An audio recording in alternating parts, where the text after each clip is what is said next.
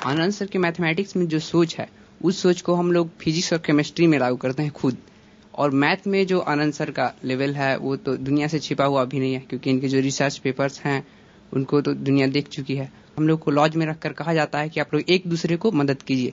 जैसे मेरा एक सब्जेक्ट केमिस्ट्री बहुत ज़्यादा कमजोर था और मेरे बगल में जो सादाब जी हैं इनकी अच्छी थी, तो मैंने इनसे केमिस्ट्री सीख ली, इन्होंने मुझसे मैथ सीख ली। सुपर 30 की सफलता का सबसे बड़ा यही राज है जो सर हमें समझाते हैं।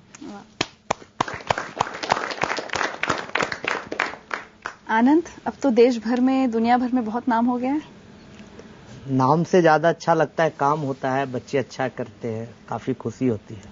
कभी सोचा था यहाँ तक पहुँच जाएगी जिंदगी एक दिन? नहीं, हम लोग कभी नहीं सोचे थे कि यहाँ तक जिंदगी पहुँचेगी।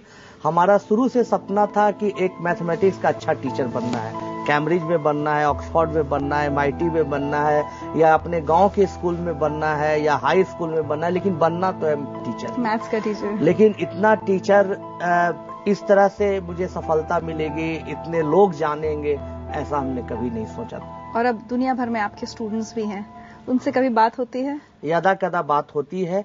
बहुत सारे बच्चे होते हैं, हम बच्चों को कहते भी हैं। कुछ बच्चे होते हैं जो कम होते हैं, जो IIT में जाके वहाँ के ग्लैमर को, वहाँ के वातावरण से बदल जाते हैं, लेकिन ज्यादातर बच्चे जुड़े हुए रहते हैं, यदा कदा ईमेल करते हैं, फोन करते हैं, मिलते रहते हैं। उधर देखिए, मेरे मम्मी पापा बिल्कुल इलिटरेट हैं, वो कुछ नहीं जानते हैं, जो कैसे मतलब उनको सिग्नेचर करने भी नहीं आता था, उन्हें तो इंजीनियरिंग के बारे में कुछ पता भी नहीं था। वो चाहते थे मेरे बच्चे को शिक्षा देना है, बस शिक्षा देना है, और आगे पढ़ाते चले गए। तो हम सुपर 30 में गए, आनंद सर के पास गए, तो आनंद सर सारे खर्च को बियर करके और ये हमें आज इंजीनियरिंग के पोस्ट पे दिए। तो मेरे मम्मी पापा आनंद सर के लिए बहुत ज्यादा ये रखते हैं, आदर रखते हैं, सब कुछ रखते हैं। फर्स्ट ईयर में मैंने सुपर 30 के बारे में सुना, जिसमें पिछले 2 सालों में 30 में से 18 और 30 में से 22 रिजल्ट दिए थे। तो उसके लिए मैंने एग्जाम दिया और उससे मैंने 30 में मेरा सिलेक्शन हो गया। और उस 30 में आने के बाद जब मैंने JEE दिया तो 30 में 26 बंदे सिलेक्ट हो गए थे। आज मैं जिस मुकाम पे हूँ, इंजीनियर बना, एक अच्छी नौकरी मिली। हो सकता है अगर आनंद सर नहीं होते तो मेरा ये सपना ही रह जाता। प्रियांशु है जो अंत में बोला, उनके पिताजी घड़ी साज है। एक सड़क पर छोटी सी गुमटी लगा के घड़ी बनाते हैं। बच्चा कंकड़ बाग में ये लोग रहते हैं, बहुत छोटे से मकान में रहते हैं, बहुत कष्ट से।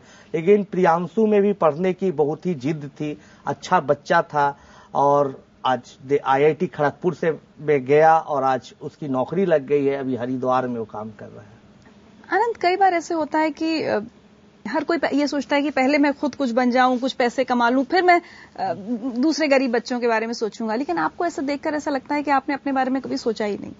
शुरू से आपका मकसद रहा है दूसरों की जिंदगी बनाना। ऐसा क्यों? इसलिए नहीं सोचा क्योंकि अपना अपना सेटिस्फैक्शन का अलग अलग रीजन होता है। हमारा इसी में अच्छा लगता है कि बच्चे पढ़ते हैं, अच्छा करते हैं, 30 स्टूडेंट सफल हो, अगले साल 40, 50, 60 तक हम लोग प्रयास करें कि स्टूडेंट आए हमारे पास। तो इससे जो सेटिस्फैक्शन मिलता है वो ज्यादा अच्छा लगता है रिस्पेक्टफुली पैसा का एक यूज काफी लिमिटेड है, और आदमी पैसे के अंधी दौड़ में अगर चला जाए तो पैसा ही कमाते रह जाएगा, उसका सुख भी नहीं प्राप्त करेगा। तो हमने सोचा कि भाई अच्छा है बच्चों के साथ कुछ काम किया जाए, और एक कहावत भी है, कर भला हो भला। इसलिए बच्चों के साथ भला करने में अपना भी भला है, अपनी भी पढ़ाई होती है, अपना भी मन लगा रहता है, अच्छा माहौल बना रहता है, रिजल्ट आता है, बच्चों के साथ एंजॉय करने का मौका आता है, आपके साथ बात करने का मौका, इस स्टूडियो में आने का मौका मिला। अच्छी बात। बाकी आनंद की बातों से शायद हम सबको बहुत कुछ सीखना चाहिए, आप लोगों को भी अपनी आगे की जिंदगी के बारे में, क्योंकि आज सुपर 30 के बारे में सारा देश जानता है। आनंद के स्टूडेंट्स देश विदेश में उनका और सुपर 30 का नाम भी रोशन कर रहे हैं। लेकिन आनंद की खुद की शुरुआती जिंदगी किन अंधेरों में घिरी हुई थी, ये हम आपको बताएंगे एक ब्रेक के बाद। किसी को गरीबी महसूस करनी है तो 1-2 दिन भूखा रहे और न खाए तो उसको दर्द गरीबी का पता चलेगा।